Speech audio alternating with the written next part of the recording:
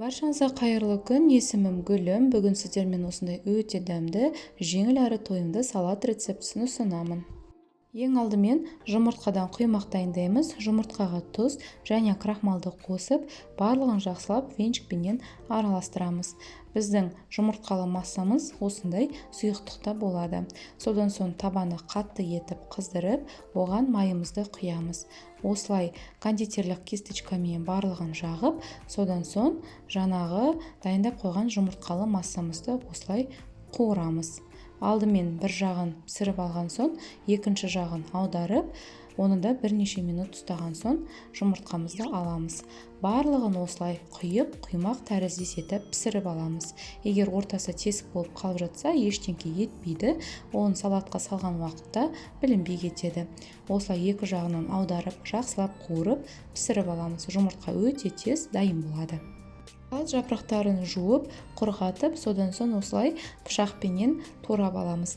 Немесе қолдарымызбенен ақырындап бір-бірден үзіп салсақ та болады.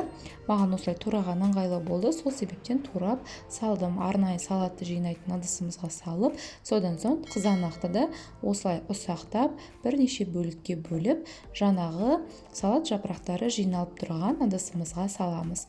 Содан соң қиярымызды да дәл жаңағындай қызанақты турағандай етіп ұсақтап тураймыз.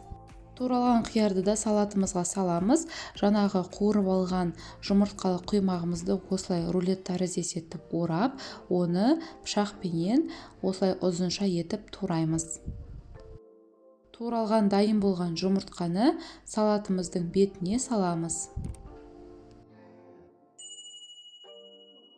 Сарымсақ тісшелерін пресстен өткізіп ұсақтаймын.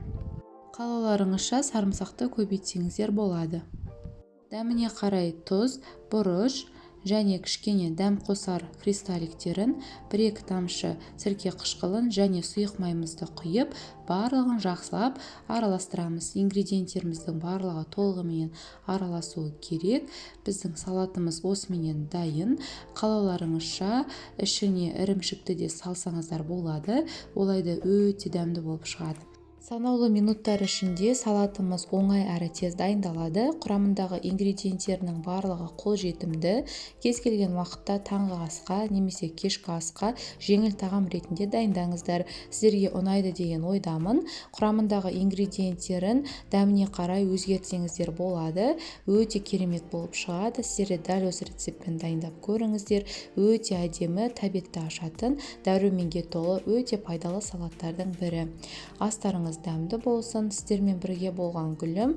Видеоны соңына дейін қарап қолдау білдіргендеріңізге алғыс білдіремін. Астарыңыз дәмді болсын. Назарларыңызға көп рахмет.